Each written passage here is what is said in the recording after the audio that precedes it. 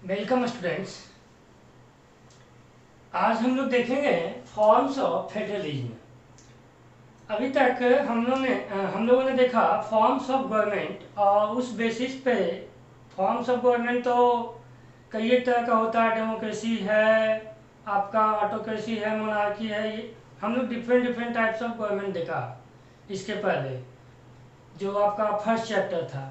इस चैप्टर में हमने देखा कि जो पावर शेयर किया जाता है आपका कंस्टिट्यूएंट यूनिट्स और गवर्नमेंट के बीच, गवर्नमेंट में जो पावर शेयर किया जाता है उस बेसिस पे हमने गवर्नमेंट्स को मेनली दो फॉर्म में डिवाइड किया। वह दो फॉर्म क्या है? ये एक है यूनिटरी फॉर्म ऑफ गवर्नमेंट और दूसरा है federal form of government. Unitary form of government में क्या था कि जो पावर है आपका वह किसी एक पर्सन के पास होता है और वह एक जगह पे लोकेटेड होता है। नेशनल गवर्नमेंट के पास जो है, या फिर सेंट्रल गवर्नमेंट के पास या फेडरल गवर्नमेंट के पास सारा पावर होता है, उसको हम लोग यूनिटी फॉर्म ऑफ गवर्नमेंट कहते हैं। इसमें पावर जो है आपका एक कंट्री या स्टेट्स जो है अपने कंस्टिट्यूएंट यूनिट्स में पावर शेयर नहीं करता है, ठीक है। और ये दूसरा फॉर्म ऑफ गवर्नमेंट देखा, फेडरल फॉर्म ऑफ गवर्नमेंट। इसमें क्या है कि पावर जो है शेयर किया जाता है कंट्री और उसके कंस्टिट्यूएंट यूनिट्स के बीच। कंट्री का मतलब हुआ सेंट्रल गवर्नमेंट, नेशनल गवर्नमेंट या फेडरल गवर्नमेंट। कंस्टिट्यूएंट यूनिट्स का मतलब हुआ state governments, regional governments, community governments, या फिर और अगर आप कुछ नाम देना चाह सकते हैं जैसे प्रोविंशियल गवर्नमेंट कर सकते हैं, उसके बीच पावर शेयर किया जाता है। तो ये देखिए फेडरल गवर्नमेंट में हम ये जो डिवाइड किए थे या क्लासिफिकेशन किए थे, उसके पीछे हमारा एम क्या था या कुछ बेसिस था। वह बेसिस था पावर शेयरिंग, ठीक है। तो पावर जब किसी एक गवर्नमेंट के पास होता है या उसको हम लोग यूनिटी कहते हैं, पावर जब शेयर किया जाता है तब हम लोग उसको क्या कहते हैं कि फेडरल फॉर्म ऑफ गवर्नमेंट। अब देखिए इसमें जो है पावर आपका फुल पावर जो है लॉ क्रिएशन का, इम्प्लीमेंटेशन का, ठीक है, वो सेंट्रल गवर्नमेंट के पास होता है, नेशनल गवर्नमेंट के पास होता है। किसमें? यूनिटी फॉर्म ऑफ गवर्नमेंट में।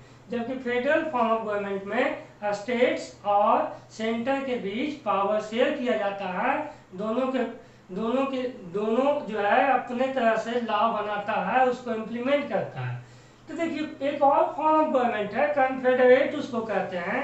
इसमें क्या होता है कि स्टेट जो है ज्यादा पावरफुल होता है और स्टेट्स आपका नेशनल गवर्नमेंट को पावर एलोकेट करता है। तो ये देखिए एग्जिस्टेंस में बहुत कम है, एक दो कंट्री वैसा है, ठीक है। आप देखिएगा गूगल पे पता चलेगा आपको। हम लोग सिर्फ यूनिटी और फेडरल को देख रहे हैं, तो हम लोग को फेडरल पढ़ना है।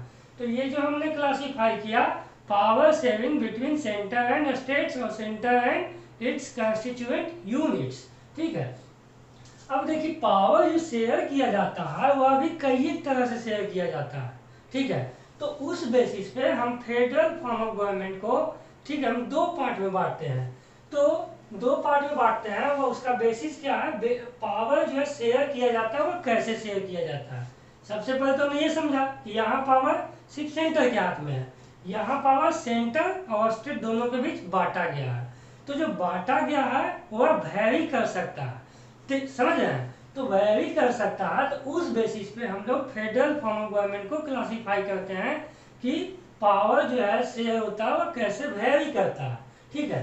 तो देखिए जो पावर शेयर होता है या उसमें जो वेरिएशन होता है उसका कारण जो है हिस्टोरिकल कंटेक्स्ट या फिर जिस तरह से फेडरेशन फॉर्म हुआ है उस पर डिपेंड करता है कि कोई फेडरेशन कैसे बना है, ठीक है। जैसा कि आपने देखा बेल्जियम जो है एक तरह से पहले यूनिटी फॉर्म ऑफ गवर्नमेंट था, बाद में वह एक फेडरेशन में कन्वर्ट हुआ, ठीक है। तो यह एक हिस्टोरिकल कंटेक्स्ट है, हिस्टोरिकल बैकग्राउंड है कि कैसे वह फेडरेशन फॉर्म हुआ है, ठीक है। तो उस पर डिपेंड करता है कि पावर जो है सेंटर और स्टेट्स के बीच कितना शेयर किया जाए, कैसे शेयर किया जाए। तो उस बेसिस पे हम लोग जो है आपका फेडरल फॉर्म ऑफ गवर्नमेंट को दो पार्ट में डिवाइड करते हैं या फेडरलिज्म को दो टाइप में क्लासिफाई करते हैं। पहला है आपका कमिंग टुगेदर फेडरलिज्म और दूसरा है आपका होल्डिंग टुगेदर फेडरलिज्म। देखिए कमिंग टुगेदर का मतलब क्या हुआ, सब लोग आ रहा, धन सब लोग साथ मिलके आया। तो देखिए इसमें क्या होता है कमिंग टुगेदर फेडरलिज्म में कि कई एक छोटा छोटा स्टेट जो है इंडिपेंडेंट स्टेट्स, आप उसको कंट्री कह लीजिए, मिल कर करके एक बड़ा कंट्री का फॉर्मेशन करता है, या फिर छोटा छोटा स्टेट्स मिल करके एक बड़ा कंट्री का फॉर्मेशन करता है। ठीक है, यानी कि छोटा स्टेट्स मिल करके बड़ा यूनिट को बनाता है। ठीक है, क्या कारण हो सकता है इसका? सबसे पहले ये समझिए कमिंग टुगेदर में इंडिपेंडेंट स्टेट्स होता है, जैसे कई एक स्टेट्स हो गया। ठीक है, ये सब मिल कर करके जो है एक कंट्री बना लिया। ठीक है, तब हम लोग इसको कहेंगे कमिंग टुगेदर फेडरलिज्म, क्योंकि सब जो है मिल करके बड़ा कंट्री बनाया। ठीक है, सब मिल करके बनाया। ये सब इंडिपेंडेंट है, सबको अपना एक दूसरे से कोई मतलब नहीं है, लेकिन सब मिल कर करके एक बड़ा कंट्री का फॉर्मेशन किया है, तब हम लोग उसको कहेंगे कमिंग टुगेदर फेडरलिज्म। इसमें क्या होता है independent states come together to form a bigger unit, larger unit. ठीक है, अब देखिए क्या रीजन हो सकता है ऐसा करने का, मतलब ऐसा क्यों करते हैं? तो ऐसा करने का रीजन होता है सॉवरेंटी। सॉवरेंटी कहने का मतलब है कि ये जो है इनका अपना जो कंट्रोल है वह बना रहे जो अपने लॉ पे। ठीक है, सबसे पहला बात। दूसरा आइडेंटिटी, इनकी आइडेंटिटी भी मेंटेन रहे, और तीसरा जो है इनको सिक्योरिटी मिले। देखिए यूनिटी बनने के बाद ये ज्यादा सिक्योर फील करते हैं। ठीक है, तो ऐसा फेडरलिज्म जो है इसमें बनने का मेन रीजन होता है सॉवरेंटी मेंटेन करना, आइडेंटिटी मेंटेन करना और सिक्योरिटी मेंटेन करना। ठीक है, अब देखिए इसका एग्जांपल है आपका यूएसए, स्विट्जरलैंड, ऑस्ट्रेलिया। इसको एकदम याद रखिएगा, आपका ये क्वेश्चन जो है रेगुलर आता है 1 मार्क्स में कि आपका give an example of coming together federalism. तो ये एग्जांपल आपको याद रखना है कि कमिंग टुगेदर फेडरलिज्म का एग्जांपल है यूएसए, स्विट्जरलैंड और ऑस्ट्रेलिया। अब देखिए इसमें होता क्या है कमिंग टुगेदर फेडरलिज्म में, क्या होता है कि स्टेट जो है और सेंटर दोनों के पास इक्वल पावर होता है। ठीक है, दोनों के पास इक्वल पावर होता है, और आपका दोनों में जो पावर डिवाइड होता है वह लॉ को बनाने के लिए, लॉ को इम्प्लीमेंटेशन के लिए वह इक्वल होता है। यानी ना स्टेट बड़ा है ना सेंटर बड़ा है कमिंग टुगेदर फेडरलिज्म। क्यों? क्योंकि सब इंडिपेंडेंट था, तो इंडिपेंडेंट इन लोग मिलने का कारण क्या है ना, आपका यूनाइट होने का मेन रीजन क्या है कि अपना सिक्योरिटी जो है बढ़ा ले। ठीक है, अपना सॉवरेंटी और आइडेंटिटी जो है मेंटेन रखे, इसका आइडेंटिटी जो है फेमस हो, पॉपुलर हो और बढ़िया हो। ठीक है, लेकिन ये अभी भी एज इंडिपेंडेंट वर्क करता है, और सेंटर और स्टेट्स के बीच जो है इक्वल पावर शेयर किया जाता है इसमें। तो कमिंग टू फेडरलिज्म में स्टेट्स के पास कैसा पावर होता है? इक्वल पावर होता है, यानी states are as strong as federal government. ठीक है, फेडरल यानी सेंट्रल गवर्नमेंट, किसमें? कमिंग टुगेदर फेडरलिज्म में। अब देखिए हम लोग देखेंगे होल्डिंग टुगेदर फेडरेशन या होल्डिंग टुगेदर फेडरलिज्म। इसमें क्या होता है कि एक बड़ा कंट्री है, जैसे आपने देखा बेल्जियम को, बेल्जियम जो है उसको 10 पार्ट में डिवाइड कर दिया गया।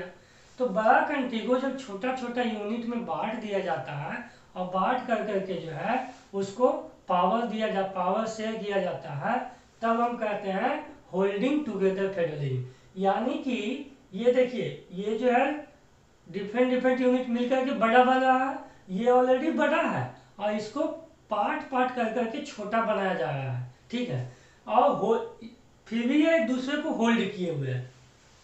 तो इसमें क्या होता है होल्डिंग टुगेदर फेडरलिज्म में कि जो एक बहुत बड़ा कंट्री है वह पावर को डिवाइड करता है अपने constituent units, states, regional units, provincial units के जो बीच है पावर्स को डिवाइड करता है, पावर्स को शेयर करता है।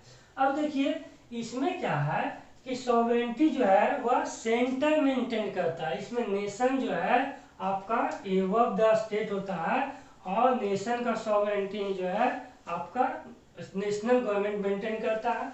आइडेंटिटी जो है स्टेट्स का अपना आइडेंटिटी नहीं होता।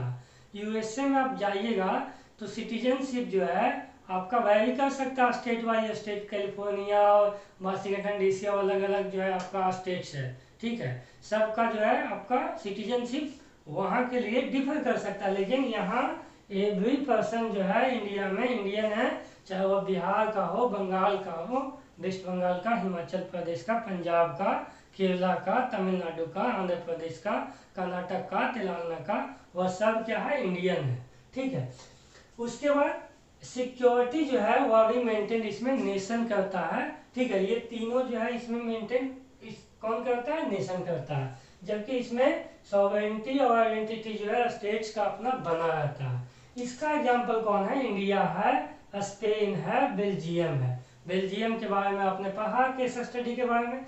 अब देखिए इसमें आपने देखा कमिंग टुगेदर फेडरलिज्म में कि सेंटर और स्टेट के बीच पावर जो है इक्वल होता है, लेकिन ये जो होल्डिंग टुगेदर फेडरलिज्म है वह सेंटर और स्टेट्स के बीच पावर जो वेरी कर सकता है। कोई स्टेट्स को स्पेशल स्टेट्स का जो है आपका स्टेटस दे दिया जाता है, जैसे कुछ समय पहले जम्मू कश्मीर को जो है उसके पास अलग लॉ था। अभी भी जो है हिमाचल प्रदेश है, आपका नॉर्थ ईस्ट स्टेट्स है, उसको कुछ स्पेशल पावर दिया गया है। वहाँ आपका जो ट्राइबल एरिया है वहाँ लैंड परचेजिंग ये सब के लिए कुछ स्पेशल जो है पावर दिया गया है उनको। और ठीक है, उनको इस तरह से स्पेशल स्टेटस प्रोवाइड किया जाता है, स्पेशल फंड प्रोवाइड किया जा सकता है। ठीक है, इस तरह से पावर जो वेरी कर सकता है आपका होल्डिंग टुगेदर फेडरलिज्म में। अब जैसे देखिए सपोज कीजिए, बात मान ले, हम एक एग्जांपल लेते हैं। एक ये है आपका इंडिया, और अभी सपोज कीजिए कि नेपाल जो है इंडिया में मिल जाए। ठीक है, तो नेपाल जो है एक इंडिपेंडेंट कंट्री है, तो नेपाल एज ए स्टेट्स अगर इंडिया में मिल जाएगा तो हो सकता है नेपाल कुछ स्पेशल पावर को डिमांड करे, तो इंडिया को यूनाइट बनाने के लिए नेपाल को कुछ स्पेशल पावर देकर के उसको इंडिया में मिला लिया जा सकता है। एग्जाम्पल है ये। ठीक है, रियलिटी ग्राउंड रियलिटी डिफरेंट है, हम एज एग्जाम्पल इसको दे रहे हैं। तो उसी तरह से जो है इंडिया जो है आपका जो फेडरेशन फॉर्म हुआ वह भी एक तरह से छोटा छोटा इंडिपेंडेंट यूनिट्स था। ठीक है, छोटा छोटा प्रोविंस था, आप पढ़े होंगे 550 के आसपास प्रिंसली स्टेट्स था। ठीक है, वो सब मिलकर के इंडिया को फॉर्म किया है, तो सब कुछ को स्पेशल स्टेटस दिया गया है। तो ये है आपका होल्डिंग टुगेदर फेडरलिज्म और कमिंग टुगेदर फेडरलिज्म, आपको ये याद रखना है। अब हम लोग देखेंगे कि आप पढ़ते हैं, जब इंडिया के बारे में पढ़ते हैं तो इंडिया जो है फेडरल फॉर्म ऑफ गवर्नमेंट, या इंडिया का जो आपका कॉन्स्टिट्यूशन है उसमें फेडरल फीचर्स है, लेकिन इंडिया का कॉन्स्टिट्यूशन को पढ़िएगा तब उसमें जब लाइन लिखा हुआ है पहला, India is A union of states, article 1 जो है। ठीक है, तो यूनियन और फेडरेशन दोनों में क्या डिफरेंस होता है। ठीक है, तो एक यूनियन हो गया, एक फेडरेशन हो गया, एक कन्फेडरेशन हो गया। ठीक है, तो ये जो है यूनियन और फेडरेशन ये दोनों जो है छोटा छोटा यूनिट मिलकर के बड़ा बनता है। सबसे पहले ये समझिए, यूनियन भी बड़ा बनता है, फेडरेशन भी छोटा छोटा यूनिट मिलकर के बड़ा बनता है, कन्फेडरेशन भी छोटा छोटा यूनिट मिलकर के बड़ा बनता है। ठीक है, लेकिन आप ये देखिए इसमें जो स्टेट्स है वह अलग नहीं हो सकता है, इसमें भी जो है स्टेट्स अलग नहीं हो सकता है, इसमें जो है स्टेट्स खुद को अलग कर सकता है। तो देखिए इसमें भी स्टेट्स अलग नहीं हो सकता है, इसमें भी स्टेट्स अलग नहीं हो सकता है, और हमको मेन ये दोनों के बीच यानी यूनियन और फेडरेशन के बीच डिफरेंस को समझना है। तो डिफरेंस है क्या, तो यूनियन में क्या होता है कि नेशन जो है पावरफुल होता है स्टेट से। ठीक है, नेशन इज एबव ऑल। इसमें जो है स्टेट्स और सेंटर दोनों इक्वल होता है, स्टेट्स और नेशनल जो गवर्नमेंट होता है दोनों इक्वल होता है। देखिए यूनियन में क्या हो सकता है कि एज पर जो है आपका कंफर्टेबिलिटी जो है आपका एडमिनिस्ट्रेशन पर्पज से स्टेट्स का नेम चेंज किया जा सकता है, स्टेट्स का एरिया चेंज किया जा सकता है, बाउंड्री चेंज किया जा सकता है, स्टेट को बांट करके 2-3 छोटा स्टेट में चेंज किया जा सकता है। जैसे देखिए झारखंड को बिहार को बांट के झारखंड कर दिया गया, मध्य प्रदेश को डिवाइड कर करके छत्तीसगढ़ कर दिया गया। किसी स्टेट को या किसी अदर यूनिट्स या रीजन्स को मर्ज किया जा सकता है, जैसे हाल ही में आपका 2020 में ही दमन एंड दीव और दादर नगर हवेली को मर्ज करके एक सिंगल यूनिट बना दिया गया। ठीक है, तो ये जो है इसमें स्टेट्स को बाउंड्री ये सब चेंज किया जा सकता है, क्योंकि इसमें नेशन जो है पावरफुल होता है और इसका काम है ये सबको यूनाइट रखना। लेकिन ये जो है फेडरेशन उसमें स्टेट्स का बाउंड्री स्टेट्स जो है उसका पावर चेंज नहीं किया जा सकता है, ठीक है।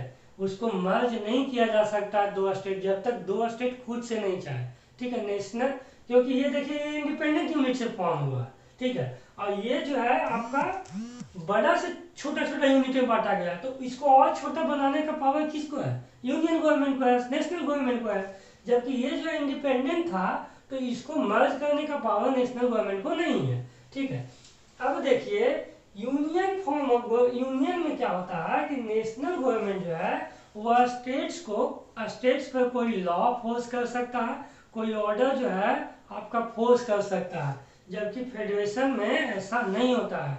इन फेडरेशन फेडरल गवर्नमेंट या नेशनल गवर्नमेंट जो है can not force the law to the states, while in union national governments can order the state to do anything, है ना, टू इम्प्लीमेंट एनीथिंग। जैसे इंडिया में देखिए आपका आर्टिकल 356 में प्रेसिडेंट लगता है, जिसमें आपका यूनियन गवर्नमेंट या नेशनल गवर्नमेंट जो है स्टेट्स का कंट्रोल अपने हाथ में ले लेता है, ठीक है। क्योंकि स्टेट्स ऑलरेडी इसी का यूनिट है, यही जो है इसको बांट करके छोटा छोटा यूनिट में डिवाइड किया, ठीक है। तो ये जो है डिफरेंस है यूनियन और फेडरेशन के बीच। तो अब आपको समझ में आ गया व्हाई इज इंडिया है यूनियन ऑफ स्टेट्स, ठीक है। इसमें हम लोग मेन ये देखें कि टाइप ऑफ फेडरलिज्म और फॉर्म्स ऑफ फेडरलिज्म, और इसको हम लोगों ने डिवाइड किया basis of power sharing. Federalism में जो पावर शेयरिंग होता है वह कैसे होता है, how is power shared in federalism, on that basis we have classified the federalism into coming together federalism and holding together federalism, ठीक है। तो ये आपको समझ में आ गया होगा। Thank you.